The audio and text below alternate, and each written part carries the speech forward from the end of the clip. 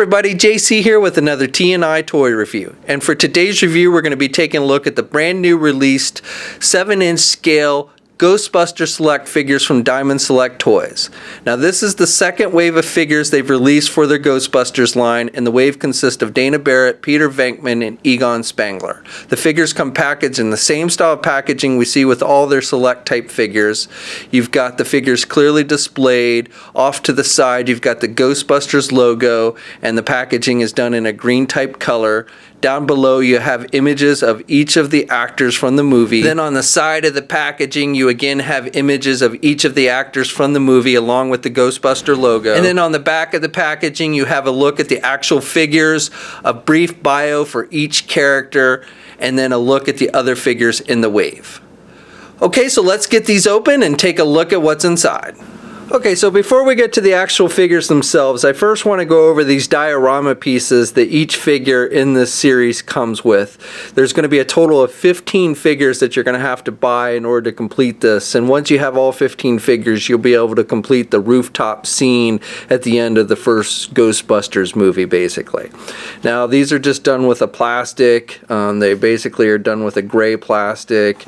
You've got various stairs and stuff. Now, the thing is, so the first wave of figures that came out, there was actually a Toys R Us wave and then a regular wave that came out at the comic and specialty shop. So if you got the Toys R Us ones, you did not get the diorama pieces. You only got them in the comic and specialty shop. So I'm not sure if there's a Toys R Us wave for the second series or not. These are out at comic and specialty shop. So I've got the diorama pieces. I only got the Ray Stantz figure in the first wave, which I did a review of a few weeks ago, and of course that was the Toys R Us version and did not have the diorama piece. Now the thing I've most notable about these is there's no instructions on telling you how to put these all together once you have all 15 pieces. So, you know, a little bit, I guess you can go online, you know, there is an image of it fully assembled that's been released by Diamond, and it looks pretty cool and everything, but it would have been nice if maybe they'd included some instructions. The other thing I noticed is there's no pegs, at least on these pieces from the second wave that I'm seeing. There are peg holes on the bottom of the feet of the figures, but they don't seem to have any pegs on these actual stands. So this is the piece that comes with the Egon figure, and then this is the piece, and you actually get two pieces with the Ray or the Peter Venkman figure, and then you get two pieces with the Dana Barrett figure. Okay, so here's a look at the actual figures themselves outside of the packaging. So we'll start off taking a look at the Dana Barrett figure. This is probably my least favorite of the three in the series. So first of all, the figure only comes with, besides the diorama pieces, only comes with an extra set of hands. And in fact, it's only two right hands that she comes with. She doesn't come with an extra left hand. So the figure, when you take it out of the packaging, has a pair of open hands. And then she's got this one right hand that's looks like for holding something, even though she doesn't come with anything to actually hold. And then she's got another hand that's got more of a firm grip, a little hole in it, but good luck on really fitting anything in that. So I don't really know what the point of that hand is. But again, it's just two right hands that she comes with. Now the figure itself, this is supposed to be Dana after she's been possessed by Zuul. And with the face sculpt, I just don't think it looks anything like Sigourney Weaver.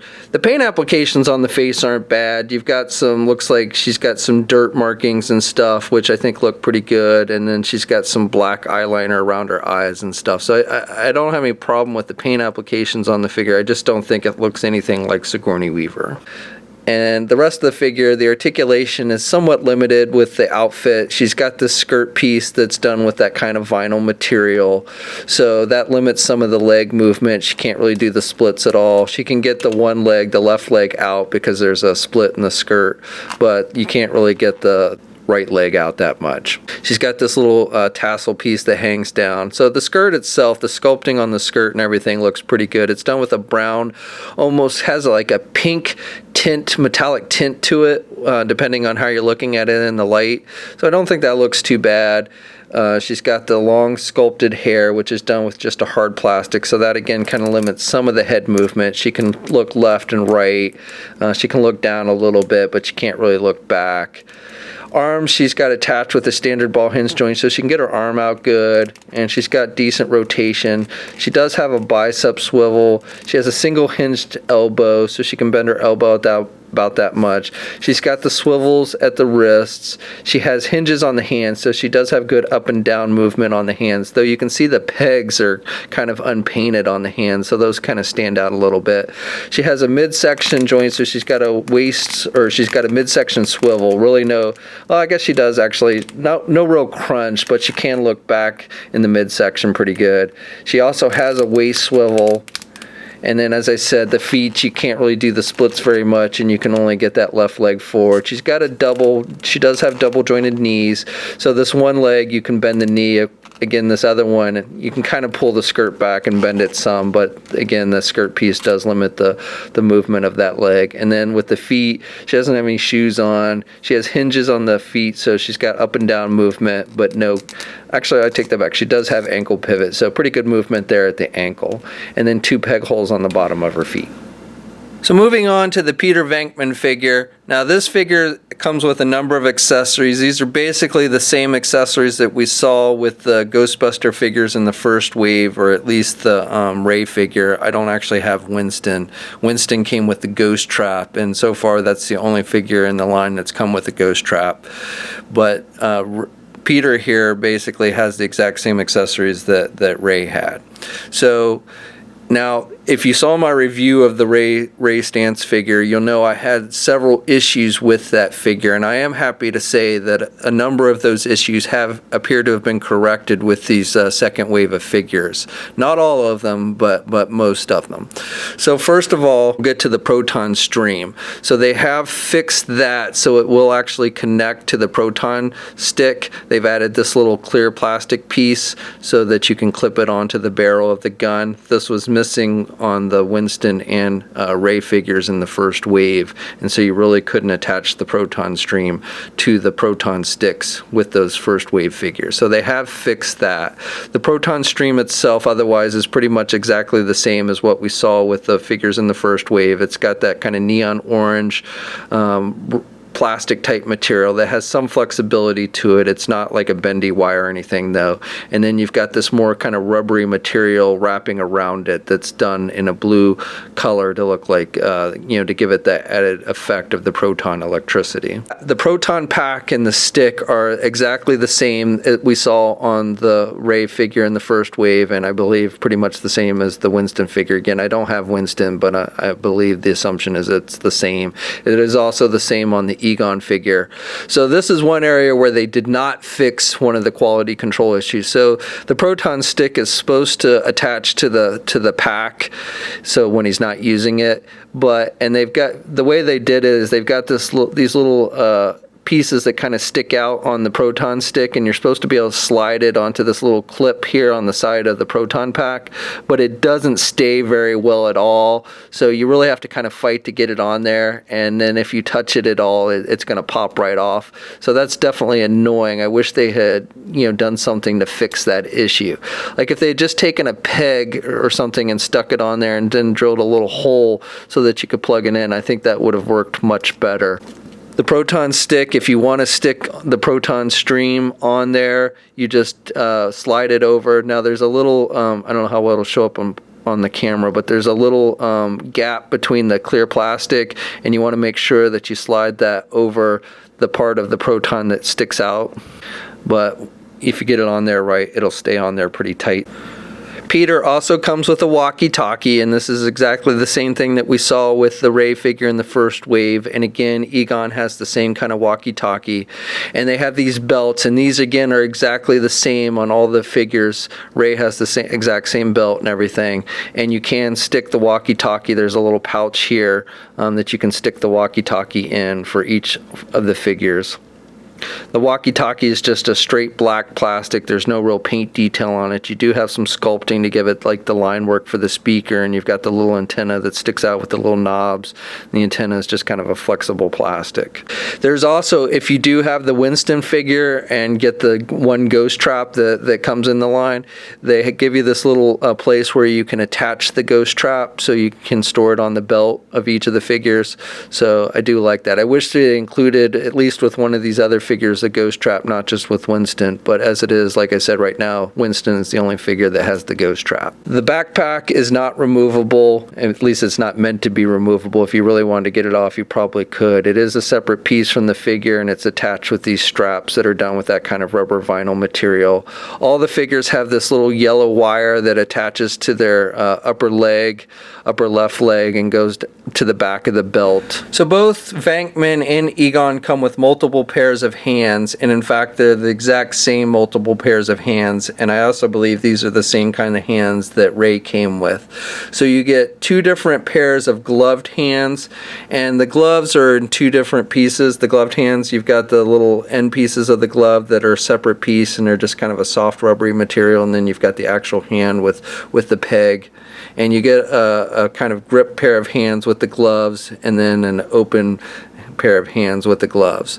Now you also get two different sets of non-gloved hands. Again, open finger. Actually, you basically get two sets of open fingers, but then you also get two extra pair of right hands. You don't get counter left hands, and these are more for gripping things like the proton pack or the trap or the PKE meter. This hand, like we saw with Dana, it's got a little hole in it, but the fingers are so closed in that I don't really think you could really stick anything in there, so I don't know what the purpose of that hand is, to be honest. So another area where they seem to have improved the figures in the second wave from those in the first wave is the way the hands are attached. It's much easier to get the hands on and off with the second wave of figures. I had a terrible time with the Ray figure in the first wave getting the hands to be able to pop off and then getting the new hands to pop on. So with these, they do just pop off nice and easily, and even the gloved hands, you have to kind of, put that extra piece on first, but then you can just pop in the hand and it does stay attached nice and tight. So for the face sculpt on the Venkman figure, this is probably I would say it's not as bad as the Dana Barrett figure, because that one looks really nothing like Sigourney Weaver. This one you can definitely make out that it's supposed to look like Bill Murray, but I don't think it's nearly as good as like with the Egon figure and the Ray figure in the first wave. I thought the likenesses to the actors were much better on those figures than I think they did with this Venkman. It's not horrible, but again, there's just something a little off to me on it. I don't know, maybe his forehead seems too big, and I know Bill Murray does kind of have a big forehead, with the receding hairline, but it just looks a little off to me. Maybe it's the eye pupils and how they're painted. I don't know. So Egon comes with all the same accessories that I showed you with the Peter Venkman figure. However, he does come with one extra one, and that is the PKE meter. And this is done with just a black plastic. You do have some paint details for the readout controls and stuff, some green, yellow, and red. And then you've got the antennas on the side that are done with a metallic type silver. Now, it would have been cool if they had made these antenna pieces kind of articulated so you could push them down, but as it is, you just have to have the PKE meter open. And there's really no place to really hold it on his belt. You can kind of just slide it in there if you want to one of these wire loops, but really they didn't include a place to actually store the PKE meter, and he can hold it in his hand pretty good.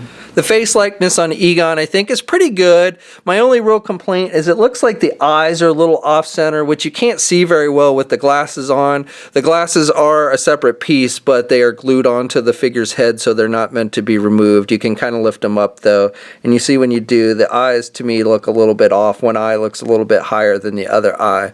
But with the glasses on, I think the likeness looks pretty good to the actor, so no real complaints there. Definitely the best of the three in this wave as far as the likeness goes. Okay, so for the figures themselves, I've got all three of the main Ghostbusters here, so Ray from the first wave and Venkman and Egon from the second wave. And one of the things I do like is these aren't just the exact same body molds used on all three figures. There are some minor differences. Now, as I mentioned before, they do all have the exact same proton packs, proton sticks. They've got the same belts. They all have this yellow wire that goes from the front left leg to the back of their belt.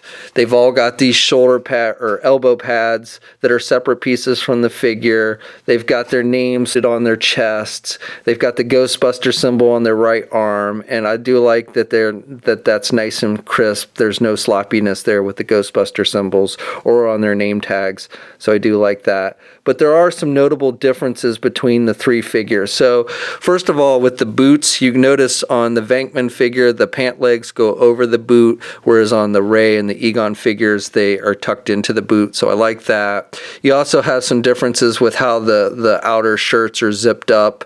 It's more open. The outer shirt's more open. You can see more black t-shirt on the Egon figure than you can on the other two. See the zippers here on the Ray figure and the Venkman, but you don't have that on the Egon. You do have a little zipper sculpted here at the crotch area for Egon, but not the same with Ray.